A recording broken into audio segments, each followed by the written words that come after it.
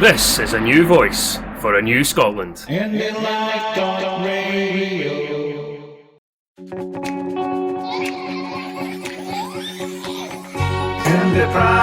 yes, IndyPram on IndyLive Radio. IndyPram, yes, IndyPram on IndyLive Radio. Right, welcome to the IndyPram podcast, and I'm located on the island of Barra, and I'm very pleased to say I've got the Member of Parliament for the Western Isles, Angus MacNeil, with me. Hello to you, Angus. Hi there, thank you for having me on. We've got half an eye on Barra versus Acre Saints at the moment, football game just in front of us, but we will go back to constitutional politics as well. Could you give me an idea of up to date of how you're feeling regarding the movement towards independence in Scotland? Well, I think, it's been tied into Brexit, and the mandate sort of stemmed from a material change brought on by Brexit. I would argue that material change has happened. I also feel the SNP have gone far enough in trying to bring about censor Westminster. The majority of Scottish MPs agree with the majority of the Scottish people, and that's MPs from all parties who, apart from the Tories of course, who voted to revoke Article 50. Now, the rest of Westminster refuses to revoke Article 50 by quite a substantial majority, and I think the SNP should be saying something like revoke Article 50 or we're moving on to independence. There's a lot of chasing of a second Euro referendum in the SNP at the moment, but I think, well, certainly there is no mandate for that. We've tried on that one, we've failed on that one, and again I think it's time for us to pivot and to follow up on our raison d'etre, our reason for being, our mandate that we have. There is no mandate from anybody for a Euro referendum, but there's certainly a mandate for an independence referendum, and we're 3/5 through that time. And now would seem the opportune moment to start to press that. And I think there are three parts to that. There's the campaign, there's the mechanism, and then there's the naming of the date. And certainly the campaign could be underway. We could see weekend after weekend after weekend stories placed by the Scottish Government, by the SNP, making the case for independence, warming the people up for independence. We then have to figure out the mechanism, and then we've got to name a date. Absolutely, because so many people have been frustrated by the waste of time that we've had since Brexit was called, and that we should be using that as an argument, because your voice in Parliament hasn't been heard. The people of Scotland are seeing that on a much greater basis. Yeah, I think that there's a feeling that time has sort of passed us by, and we've been following the Brexit timetable and the Brexit agenda, we should have been setting our own agenda, really. I mean, Theresa May is certainly kicking the can down the road, and the huge danger is that the Scottish Government and the SNP follow suit, kicking a smaller can down the same road a few paces behind. Really, this is an opportunity now when the UK is at 6s and 7s. UK government is even worse. Ireland didn't wait to see what the settled path of the UK was. Iceland didn't wait to see what the settled path of Denmark was in 1944. And countries who become independent from other countries with the reluctance of the larger partner seldom wait to see what the settled path is of the country they're trying to get independent from. So if we're going to take our independence, we have to be self-starting, and we have to take the opportunity that's hugely presenting itself at the moment. We also got to be prepared to make arguments. The idea that Brexit's a change and that independence is another change can easily be countered by saying Brexit's a bad change, but independence is the change that's going to return you back to the more status quo-like situation, certainly a status quo that other countries enjoy, where they're inside a trade bloc and benefiting from the many trade agreements that trade bloc has. And a greater democracy as well. Absolutely. I mean, that's even without mentioning the great democratic arguments where we have the government that we elect. I mean, we seem to somehow accept in Scotland that we just will live with governments that we don't vote for. I mean, imagine living in a country where you have a government you want doing the things you want, and that aren't always doing things that are bad for your society. I think we're almost institutionalised in Scotland to accepting that our government isn't going to do the things we want and the things we think that are good for us and are needed in our society. And I particularly look at Iceland, the Faroes, Norway, Denmark, countries all around about us, and we could be ahead. Yeah. But at the moment we're trailing. Nicola mentioned in the United Nations in the US regarding the Section 30 being a pivotal movement and something that should be copied throughout the world. Do you feel she's put us in a box that we can't get out that corner? We've got to stick with that we should be a lot of people in Scotland feel that we should be using other methods other than getting the Section 30 to get permission. We shouldn't be asking permission. Well, I think we've got to have it democratic. The people, we've got to carry the whole of the population, Absolutely. or as many of the population with us. I mean, I think a Section 30 has its merits, but only insofar as they agree with the democratic mandate of the people of Scotland. And if they don't give a Section 30, then we have to find another way. One of the things that's been frustrating is the Scottish Government hasn't even asked about the Section 30 to have it cleared up. Because if there's a snap election called tomorrow, it's kind of difficult to tell the people that we now might make the election about a majority of SNP MPs when you haven't exhausted, as a government's point of view, you haven't exhausted the Section 30, which was why I wrote to the UK government in October, November, asking about the Section 30, which of course they refused and said now is not the time, as they always do. So at least they've probably got a bit of cover and a bit of an insurance policy. If there's a snap general election called, we now can make it about a majority of SNP MPs as a mandate for independence, which was the challenge Margaret Thatcher put down to the SNP 25 years ago.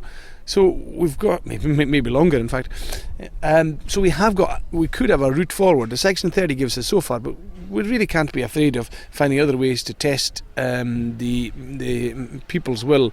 And countries to become independent, the United States of America took 8 years before they're accepted by the Great Britain, as it was at the time. So we've got to be ready to move and ready to take the opportunity. It'd be nice to do it with the blessing of our neighbours, but at the same time we can't let the Scottish people's view go untested in this time when we have a parliamentary mandate. Yeah. In relation to being the Member of Parliament for the Western Isles, you're in a unique position. How would you like to see independence change for the better for the Western Isles? What improvements would you like to see? For obviously we've got lots of listeners in the Western Isles. Absolutely, and I'm very glad to hear that as well. The reason I got into independence in the first place was because of the idea that it could change life in the Western Isles. And I remember a chat we had one time in the early days when I was an MP, talking to some colleagues and some staff who said, would you support independence if it was going to make Scotland poorer? And some of them would live in the caves apparently. I said no chance, because there's no way I'm emptying the Western Isles on a political pipe dream. I'm emptying it of people. Along came Alexander at the time and stole a cigarette of somebody and lit up a cigarette, and I thought, I'm going to get the best of arguments here. So I asked Alec, would you support independence if it was going to make Scotland poorer? Alec took a draw off the cigarette and he said, nah. He said, I've tried poverty, it's shite.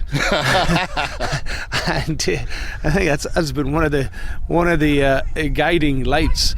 But when you go to other countries and you see the Faroe Islands are probably the best example. The Faroe Islands have doubled their population in the 20th century. The Outer Hebrides have halved it.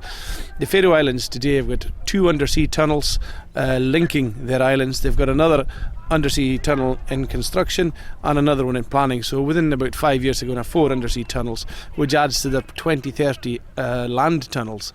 The population has doubled in the 20th century, so as I said, when ours is halved, they've got the best 4G in the world. They've got their own mobile phone telephone company that has got unrivaled coverage out to sea.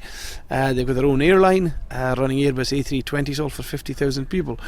So when you see other places and you know that these sort of aspirations are not a pipe dream, but they're a living reality, yep, for people closer to me standing here in Barra than London is, but also would be argued by people in London that if you'd say Barra and the Outer Hebrides and Lewis and Harris are remote, well, what are the Faroes? Now, the Faroese have got 10 times the 4G speed that they do in central London. Yep. And when the Faroese CEO of the telecom company went to London to try and get London to be interested in allowing their company to come and give the Scottish Islands the best telephone network in the UK, he tested that at the door of DCMS versus the Faroe Islands and found it actually to be that 10th, but he couldn't get in because London said no. So if we had power and authority here, we could have improved our telephone service to be amongst the best in the world. Transport links overnight, and the transport links and that, and we could have between the tunnels and between the telephones, we could have, and the air, as we've seen from what they've got there, and the ferry services they've got there, we could be transforming life here. Then the population is increasing, particularly increasing amongst young women.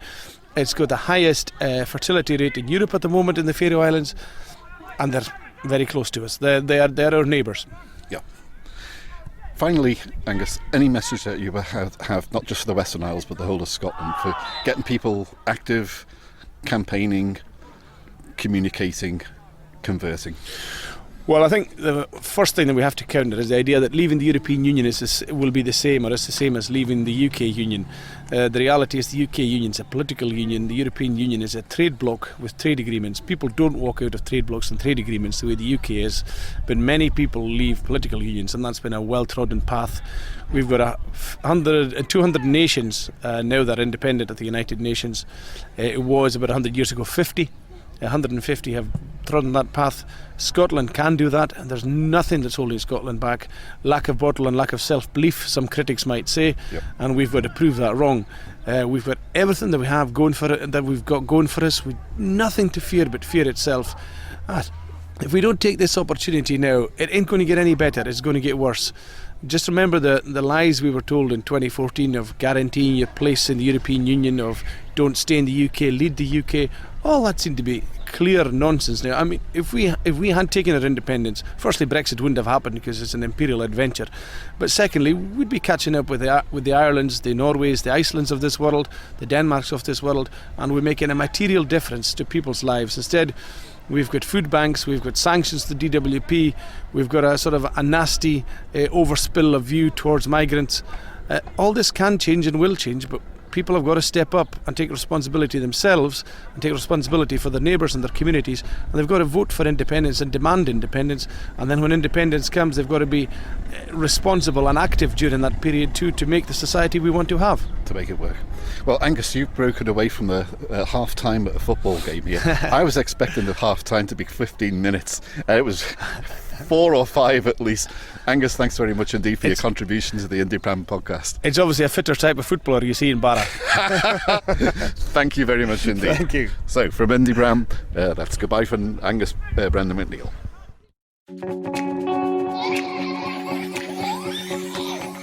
IndyPram, yes, IndyPram, on Indy Live Radio. IndyPram, yes, IndyPram, on Indy Live Radio. Well, here we are in the Outer Hebrides, located at Stornoway. We're actually in the Stornoway Golf Club. It's a social evening the night before the war, and our guest for the IndyPram podcast is Paul Wright. Paul, very good evening to you. Good evening, Ray. Paul, what do you think of having a march in Stornoway? Well, it's great to be here. I'm looking out on our own pipe band. They are gathered here, and such a lovely bunch of people. I must say one thing though, I always find the idea of the word march difficult. Yeah. I also find rally difficult. Yeah, they are. People who don't do politics give them a negative connotation. Yeah. Why don't we have a Dundee Dunda? Yeah. You're doing it already. You're laughing. When I said march, you didn't smile. Uh-huh. People who don't do politics will smile and laugh at such a name. That has an impact on their neurology. Right. You see what I mean? Why don't we have a gathering, an event, That's a ceilidh? That's a good idea. A Stornoway stroll. Yeah. It's unthreatening. Yeah.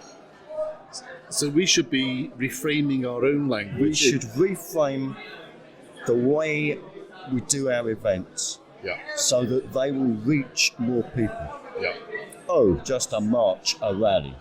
What do they associate that with? The extremes of left and right. Correct. And protest. Right. We are not protesting. We are stating that we want an independent Scotland. Yeah. That's great. Right, to get on to the independence work that we have to do. You're quite a specialist when it comes to canvassing. Would you like to inform listeners on your points? I think the main thing people have to understand is that when we say canvassing in terms of independence, we don't mean canvassing in terms of party political politics. We're not there to convince people to vote for one party or another. We are there for them to think about the constitutional future. You are not going to get there by arguing with them. We've done all that. Doesn't work. Yeah, we've won over the people who are attuned to the idea of facts. Now we're in a situation where we have to win over people who don't do politics. They will have hopes for the future. We must be listening to them. We don't do that on the doorsteps.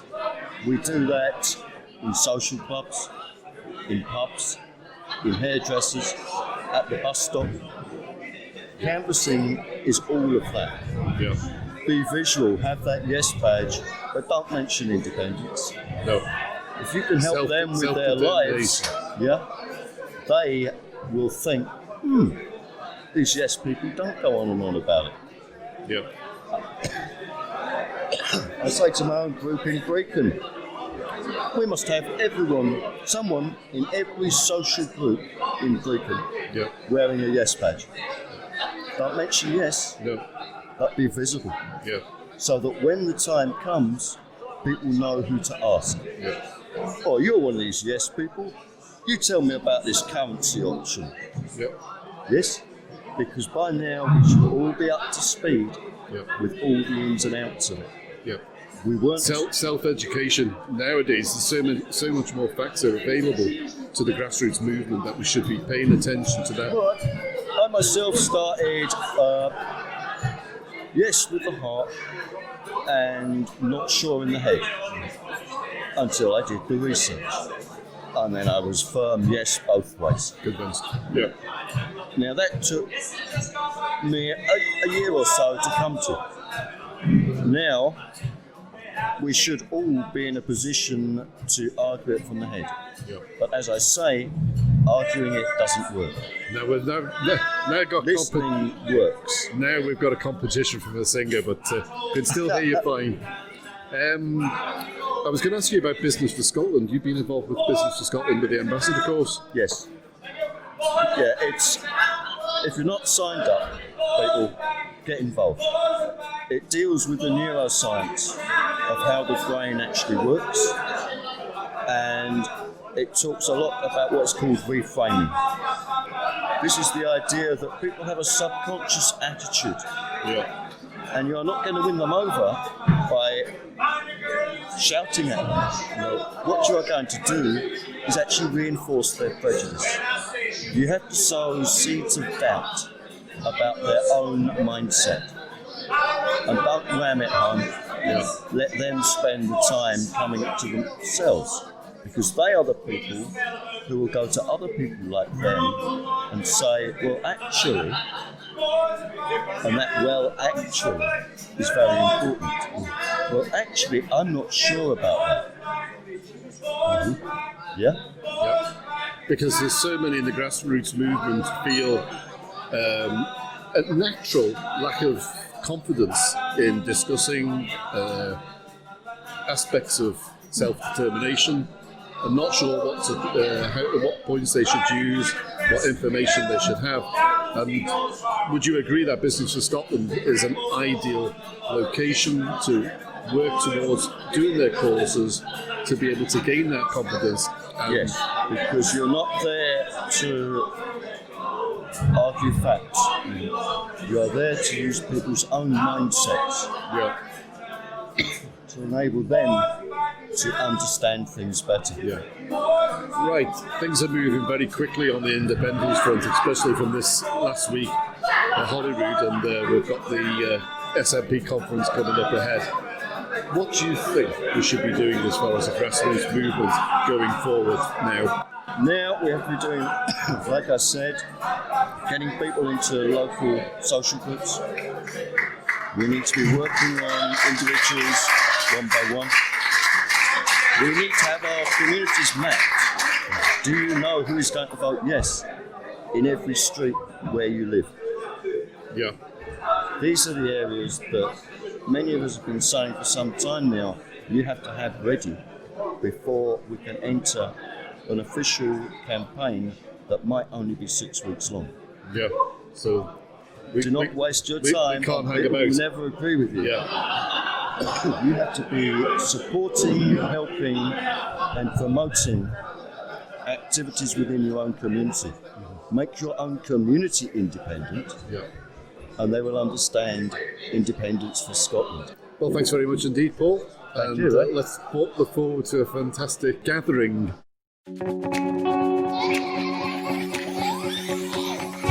IndyPram, yes, IndyPram, on Indy Live Radio. IndyPram, yes, IndyPram, on Indy Live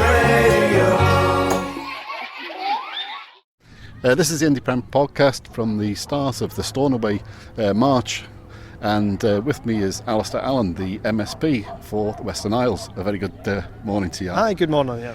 What's your impression of having a march in Hannaway in your home territory? Well, it's great. It's the first time we've had a formal march here for Scottish independence, but there's long been an SNP and other groups here campaigning, particularly in 2014. But it's great to see a sunny day, people out and about, and people coming from other places too to join us. And particularly good to see English Scots for Independence campaigning here. We have people who've come to make their homes in the Western Isles from England, and it's good that they know that this is about them too. Yeah, absolutely, because we've got a message to put out that independence is all encompassing for everyone in the population of Scotland.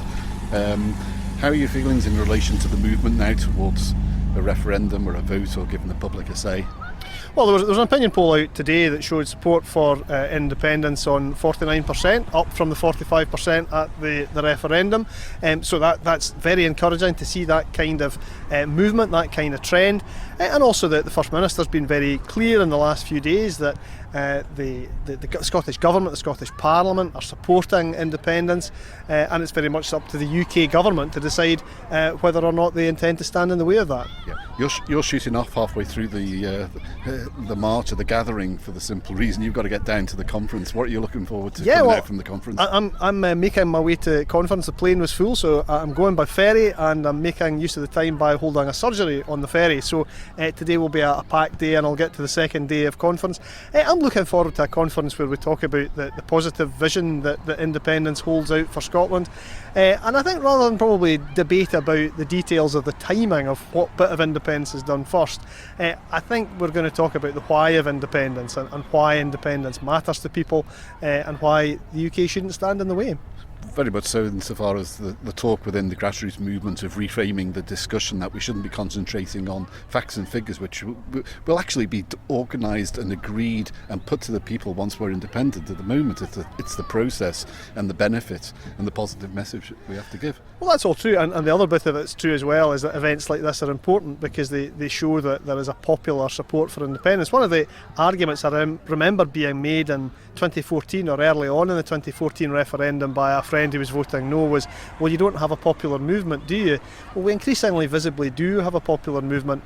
SNP Conference, which is just part of the S movement, I know, but a big part of it is massively increased in scale from what it was, and so are events like these. Are you pleased that this has been locally generated and locally organised? It has been. It's not been run by me or other politicians. It's been organised locally. It's very much been a grassroots thing. We've got Yes Bikers here today. We've got people from the islands, people who've decided to make a visit out of this. It's a really nice mixture of people, and it's a family event. And you've got the first outing of the Saor Alba Pipers. We do indeed. We've got them first, and we're very proud to have that distinction. Excellent. It's been a pleasure meeting you. Thank you very much indeed. Good luck in conference. Okay, cheers. IndyPram,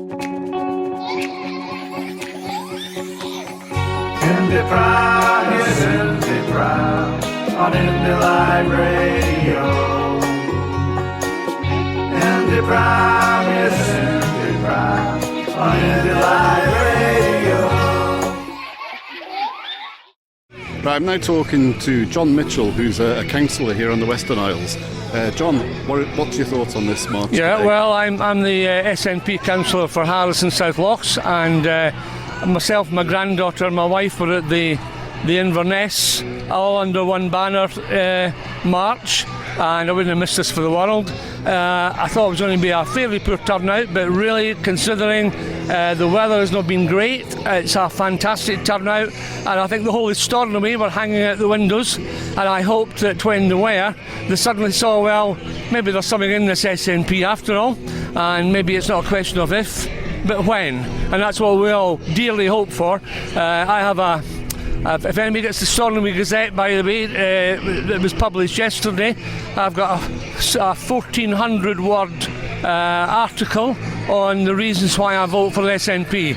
I tried to keep it brief, but Westminster's made such a mess of things, very difficult to keep it brief. There's so many things that you want to hammer them for. So I'm very hopeful that the march has stirred up people that, you know, maybe are on the fence, voted no or weren't sure the last time, and maybe will vote this time. Brexit on board as well. It has to be a major issue where Scotland has been virtually sidelined, ignored, and I think that people are starting to realise that we are overdue our own independence. What do you think of the fact that there are so many youngsters on the streets today, taking pictures, smiling and laughing? Is that not a great sign? Fantastic. I mean, as I said, I'm 70 this year, so it's not about me. I brought my 8-year-old granddaughter. It's about them. That's what this is all about. It's about their future, because, you know, we've had to suffer a Tory government that we never voted for since 1955. That's democracy in action for you. I says now we want our own country, our own democracy, and like you say, it was just wonderful marching through the centre of Stornoway and seeing young people hanging at the windows, and I think that this situation is catching their imagination, and I hope that imagination will transform into the vote when the referendum 2 comes for Scotland. Yeah. So there was a massive amount of support for the march, a really amazing number. A lot of people have travelled from Scotland, all over England, Scotland, or even from England to come to this march. The people now have had a sign. Mm-hmm. Yeah. How much do you think that's going to stir up and make it easier for conversion of either undecided to consider seriously the aspect of independence? Because obviously this march is a grassroots, and it's not particularly political, but you know, we realise that the SNP are the only party that can actually carry us through there. How much of a message is this march? This gathering? I was a bit concerned when I realised that today and tomorrow, of course, is the spring conference of the SNP in Edinburgh, and a lot of aficionados of the Scottish National Party would be quite rightly in attendance there. And I was absolutely gobsmacked when I saw the attendance at the march today, and I think it's going to be a catalyst. And I was at the Inverness one, and this is going to be repeated throughout the country. I think people that were undecided are going to get the message that here is an opportunity. As my wife has said many occasions, at Culloden people laid down their life for independence. All we have to do is put a cross in a box. Absolutely. Well, John, it's been great to meet you. Thank you very much indeed for your time. No problem, anytime. All the best. IndyPram, yes, IndyPram on Indy Radio. IndyPram, yes, IndyPram on Indy Radio. Right, next on the IndyPram podcast is Cathy Hannaway. Cathy was the organiser, one of the organisers for the Outer Hebrides for Independence March and Rally, and she has spoken quite a few times on IndyLive.radio. The rally is just about over. What's your feelings? Tired, if I'm honest. But can I first of all say thanks to Indy Live Radio for my lovely shiny new badge. Very much appreciated, guys, thank you. It's been quite a euphoric kind of day. You know, got up this morning, really didn't know how it was all going to play out. Well, in our heads we knew how we wanted it to play out. Yeah. But it actually, because we were worried, would this happen or that happen? But it all went smoothly from start to finish. Why did you want one in Stornoway for a start off, and how did it come about? Independence is important to us here in Stornoway as well. We want the same as everyone else all over Scotland, but unfortunately for the Outer Hebrides we're a bit more laid back. We've got a lot of people in the islands have been brought up with our religious upbringing, you know, where you're supposed to keep quiet about things and you're not supposed to talk about things and so on and so forth. But we just decided, you know what, maybe we could do this year. Maybe we can do this year. So my friend Heather and I were sitting at my kitchen table one afternoon, and I said, did you see that Edinburgh March? And she said, no, I haven't had time. I've been working. And I pulled it up on YouTube, and she said, wow, that's amazing. And I said, wouldn't it be great if we could do something like that here? And she says, Heather says, well, why can't we? And I'll be honest with you, I just looked at her and I thought, she's got to be kidding. So she said, well, why don't we start up a group on Facebook, a private group, ask anybody would they be interested in taking part in such a thing. So we started up a private group, and within a week we had 300 people in the group. And then we were having a cup of coffee one day in the house, and we said, we've actually got to do this now, by the way. Yep. And you've that's taken the plunge. We had taken the plunge, Yep. and we thought, actually, we have got to go out there now and get this done. So within a fortnight, there was a committee sitting in my house. We had rounded up people to form a committee, put a constitution together, and people were elected to the committee in proper official capacity. Yep. In the normal way a committee would be expected to run. And then we shot with it from there. Yep. And it's been in the planning effectively since the first week of November. And crowdfunding? Pardon? Crowdfunding? Crowdfunding, that was a hard one. Mm-hmm. You know, there's a lot of crowdfunding nowadays, and so many things are looking for charity because of the very same reason that government aren't funding what they should be. Yep. And that's why people crowdfund. And when crowdfunders go out for things like this, it's very difficult for us to try and raise some money. But we got there. We got there in the end with the help of SIF. That's the Scottish Independence Foundation. Yep. Who awarded us £1,000. That was great. We were actually targeting for 5,000. So with that £1,000 award, we only had to work towards 4,000. Right. So it was, and we did. We made 4,100 on our crowdfunder, and then our £1,000 from SIF as well, and that helped us pull all this together. Yeah. Though this event, this gathering is still going on at the moment, it's an acorn. This is a start. Would you consider an annual event for Stornoway now that you've done it? Oh yes. Oh definitely. Oh because definitely. You'll have built up the enthusiasm here, but also a lot of people will have been observing on the streets of what was going on. So quite a few people looked like press, and a couple of television cameras around, and I thought, this is getting noticed, this is going to get publicity, which is great for Stornoway, it's great for the Western Isles, but it's a great springboard for yourself.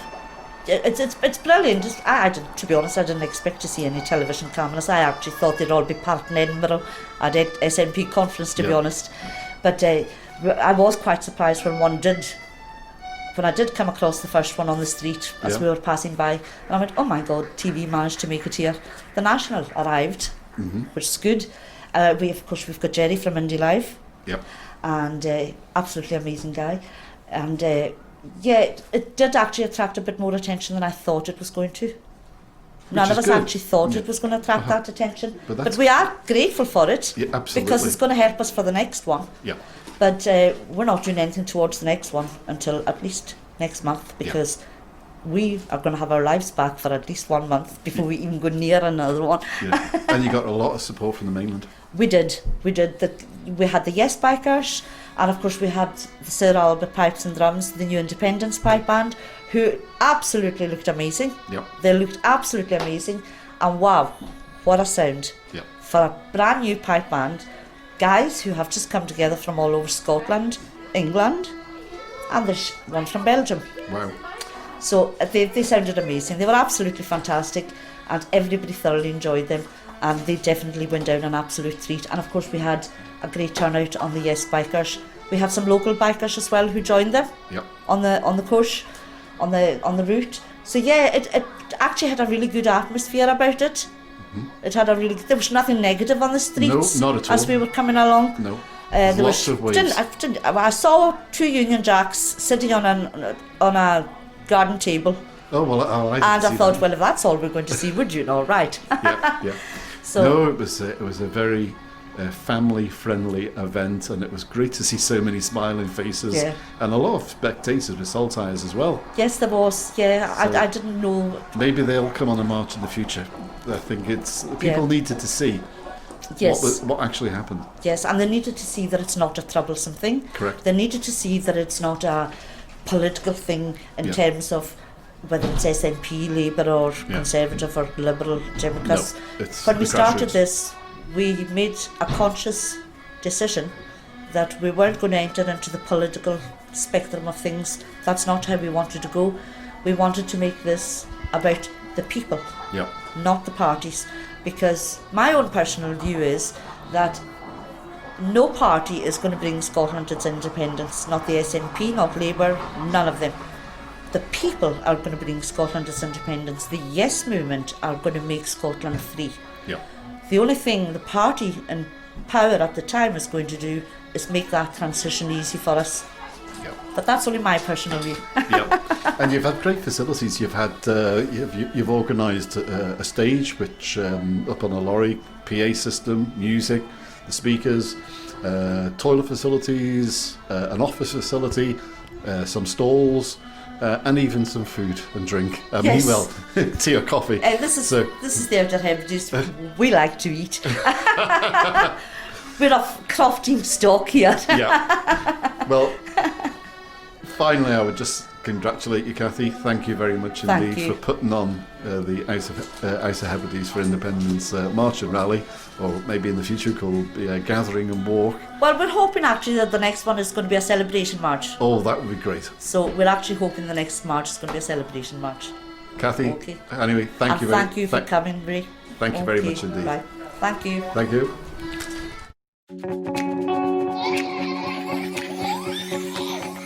IndyPram, yes, IndyPram on IndyLive Radio.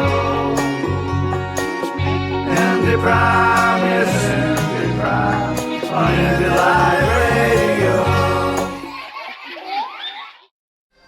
Right, my next guest on the IndyPram podcast is Wren Chapman. Now, most people will recognise Wren Chapman for being one of the 500-mile walkers.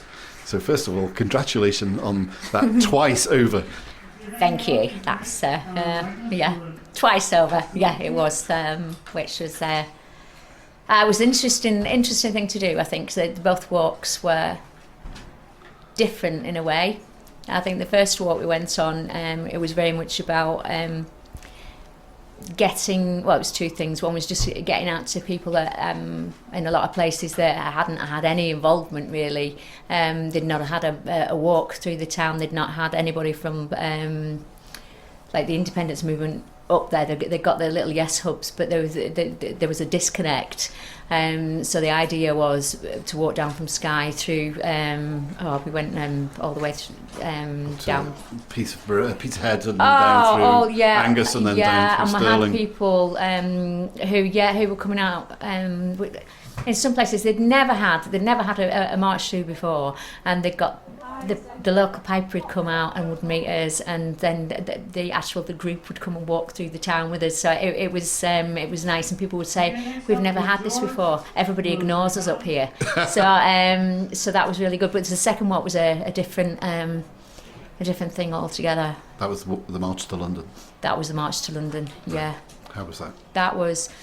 Well, there was just the two of us. It was me and Carl J. Claridge, and we really set off. It was after Nigel Farage announced that he was doing his walk, and they were going to walk 200 and something miles. Some of it was being done on a bus. If you wanted to go, you had to pay 50 quid. There was a whole lot of things, and it was getting massive media coverage, and. We felt some grievance really, because it's not a popularity contest, but it's about Scotland and the independence movement getting ignored, in the fact that the year before there had been a big march which had included, it wasn't just the people who were walking, it included yes groups from across the whole of sort of the north and northeast of Scotland. It was ending in a huge rally in Edinburgh, which was the All Under One Banner rally, which was 100,000 people, and it got barely mentioned by any of the main media. Yep. So there was a feeling of anger about that. There was also one of my real bugbears about it was the way that I think the MPs, particularly the SNPs, are treated in Parliament down in the UK. I think it doesn't. The Yes movement is separate. Is separate from the SNP. They're not the same thing. The Yes movement is bigger than the SNP, but the SNP is still the biggest party. It's the second biggest now, I think, in the UK. And considering the size of Scotland, that's massive. That is a huge representation of the Scottish people. And yet you get you have the Ian Blackford standing up and being told to go back to Skye. Yeah. You have not on, is it? No, that's shocking. You got I've forgotten actually the context of it, but it was when the guy shouted suicide across the. I know, it's awful. Yeah. Well, you're an English Scot as well as Yes, I am. And there are so many English Scots for Yes working on behalf of the independence movement.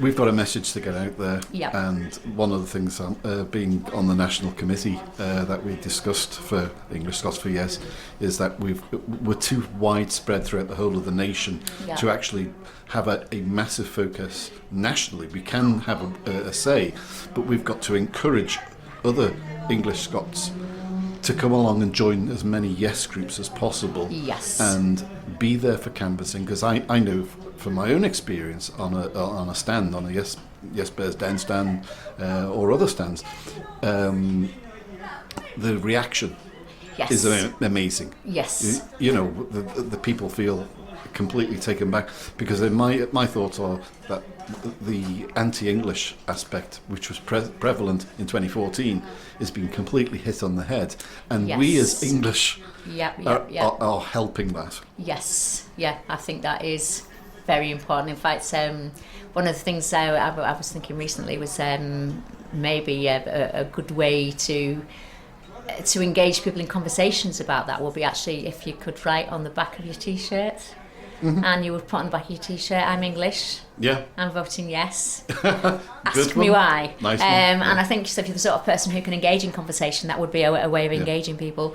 I think, talking about the march down through England, I think both Carl and I are English-born Scots. And that was another reason. There were so many reasons to go, but another reason was to actually get a message down there that maybe that the Scottish people like English people, and that for English people to say yes, and we like the Scottish, because I do think there's quite a divisive. I'm going to cough. I think there's a divisive thing again pushed by the media and the establishment. To give this idea that we don't like each other, and therefore, and anybody living in Scotland who's English, or nobody should go to England who's you go to Scotland who's English, and I think that is really driven, and anything that can be done to get a message across that is not the case. I'm not saying every English person in Scotland would vote yes, because that's a kind of normal thing, but there are people I know. The last Glasgow march, talking to people who are married to English people, and their wives or husband wouldn't come because they were worried of their accents, that people would not be nice to them because they had an English accent, and it's a nonsense. Absolutely. A complete and utter nonsense. I think on the Twitter feeds and everything, you'll get English people saying, can I come to Scotland? And all you get is a big long list of people saying, yeah, I'll put the kettle on. And that's it's a very, I think that's another thing about the independence movement. I think it is a movement, and I think it's a very open and it's a very inclusive movement. And I almost want to say that the Scottishness and independence is about a way of thinking rather than just being this is where you were born, so therefore this is us. I think it's a lot broader than that. I think and I think one of the reasons I support it so avidly, which I do, is because I think other sections of the UK have not got that tolerance. That's going back to Nigel Farage, where I came in, I think. Absolutely. So I think that's, Now, there's going to be another 500-mile walk, or is that you? I think, after the last one, I don't think they will. I don't, again, it's thinking about whether there would be a purpose for a 500 mile, another 500 mile walk. Maybe a celebration one? You can't, maybe. Now, yes, absolutely. If there was a celebration to be had, I'd walk another 500. I would walk and walk and walk. Wren, I can guarantee you're going to have another 500 mile walk. Oh God, I've committed myself now. There's no if about it. It's when. It's when. We don't know the time. Yeah. We don't know the timing. We shouldn't really be pushing it. I think those in control have got some right ideas. I personally, I would prefer maybe a little bit earlier, but we shall just wait and see, because everything comes to those who wait. Yes, I think so too. Wren, it's been great chatting to you. Thank you. Thank you. It's been lovely chatting to you too. Bye. Bye.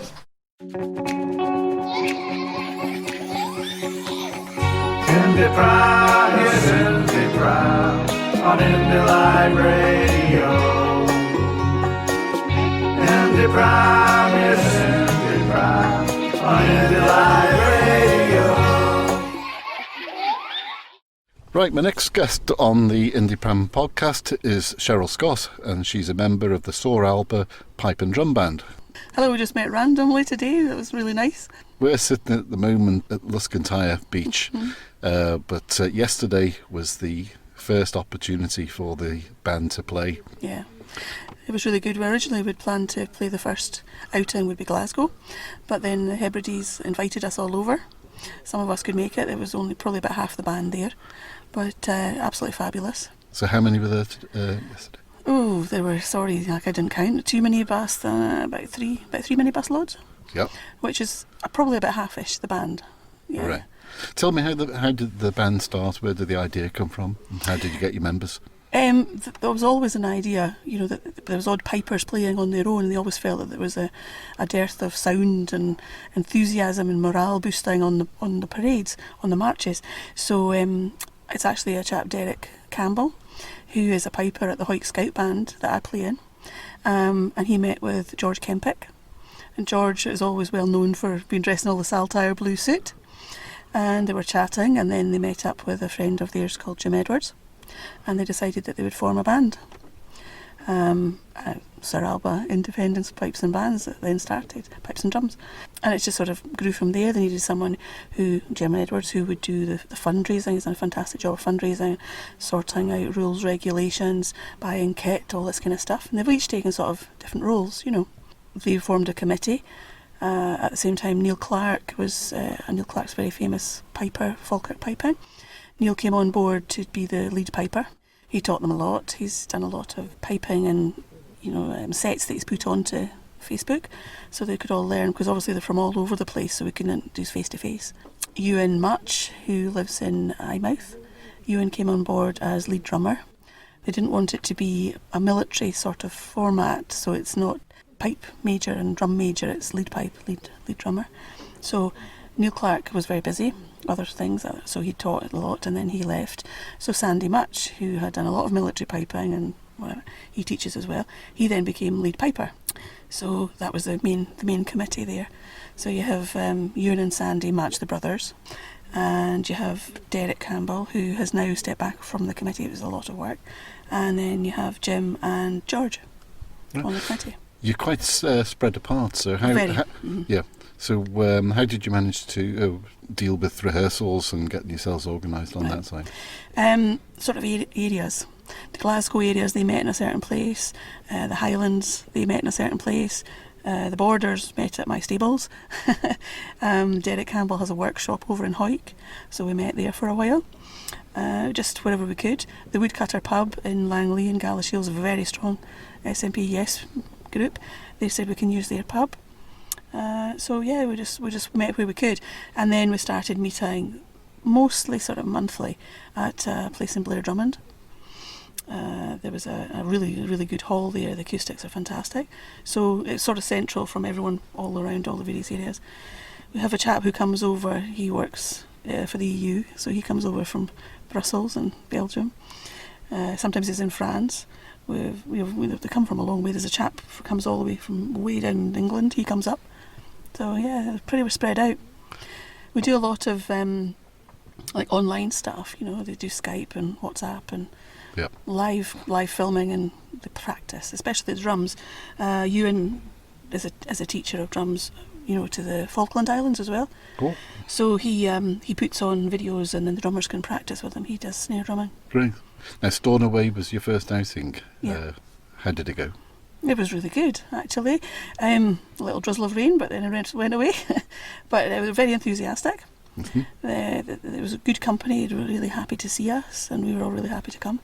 They did a really good fundraiser. They're absolutely superb. They treated us really well. Great. Yeah. And plans for the future? Every March there is.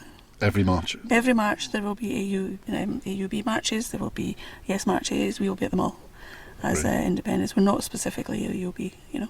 Yeah. But we will be at every March. There will be some of the Sir Alba band there. Yeah. Great. If not all. Super. Well, I wish you great success in the future, and those on the walks and also at the gatherings, and spectators will thoroughly enjoy what your input is. Well, Glasgow's the next big one next week. Uh-huh. That'll be an absolutely enormous march, and we're planning to march all the way. And at the bottom, we'll be playing down at the bottom as well. So hopefully we'll see a good lot of people there. Great. A lot of the Yes bikers will play for them too. So. Yep. Super. Thanks, Cheryl. Thank you, no problem.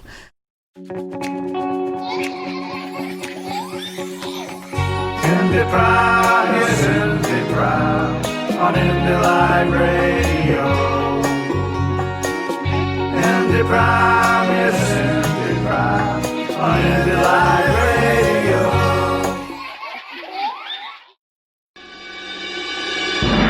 This is a new voice for a new Scotland. IndyLive Radio.